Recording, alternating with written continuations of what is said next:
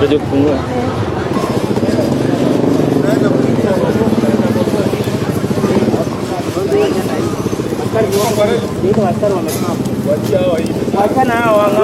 Kuwa hapa ni police station ya Gilgil, na tumekuwa hapa kwa mambo ambayo si mambo rahisi, ni mambo tulianzana nayo juzi, sababu mtoto mmoja wetu aliweza kufariki kule shule ya Gilgil Hills Schools, na kukakuwa na maswali mengi ambayo haijaweza kujibiwa, na tukaomba kwamba uchunguzi uweze kufunguliwa na investigation ifanywe. Na maswali ambayo yamekuwa yakiulizwa na jamii ni maswali ambayo kwa haki yanafaa kujibiwa. Mtoto alikuwa vipi?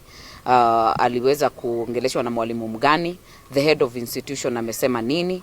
Kama ni maji hasa ilifanya akufe, imeweza kuidhinishwa na pathologist, lakini pia tupewe investigation mahali imefika. Tumeweza kuongelesha hospitali. Hayo ndo maswali ambayo tumekuwa tukiuliza, lakini pia kuna officers ambao tayari hata mwingine amepita hapa na anasema watashika wengine 20, na tunawaambia sisi hatuwaogopi, na kazi ya bunge ambao wanasema tukafanye, hii ni baadhi ya kazi ambazo tumepewa kufanya, kuwakilisha wananchi na kuwatetea. Kwanza hilo jambo tumeiweza kuescalate, nao vijana wawachiliwe, sababu hakuna kesi ambayo wanaenda kushtakiwa. Wawachiliwe ndio tuweze kuhakikisha kwamba jambo hili limepitia mkondo ambao unafaa.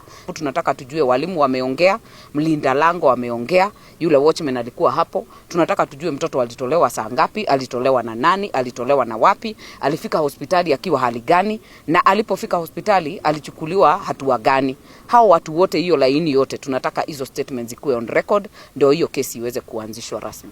Angalia mahali wanasema mtoto alikufia, unaona imewekwa ua, lakini hatuko sure, hauwezi jua alipita wapi ama wanasema mtoto alipitia wapi. But more importantly, na ni jambo ambalo tumeuliza hata kwenye bunge, mambo ya CCTV kwa mashule. Sababu hata hili ni jambo moja tunataka the head of institution aseme kulikuwa na CCTV, sababu kuna mwalimu alipokuwa akiulizwa alisema labda alimuona kwa CCTV. Tujue kuna CCTV, where is that data, iweze kupatikana. Tujue huyu mwalimu aliongea na nani, aliongea na wazazi saa ngapi, na between kuongea na mzazi na kufika kwa hospitali ikawa mtoto ni maiti, kuliendaje. Na mtoto wa miaka 3, na kama security kwa shule iko na shida, inakuwa haiendi vizuri. Kwa hivyo tunataka shule pia the administrator watoe hiyo information kwa polisi, ndio uchunguzi ukifanywa ikuwe iko on record.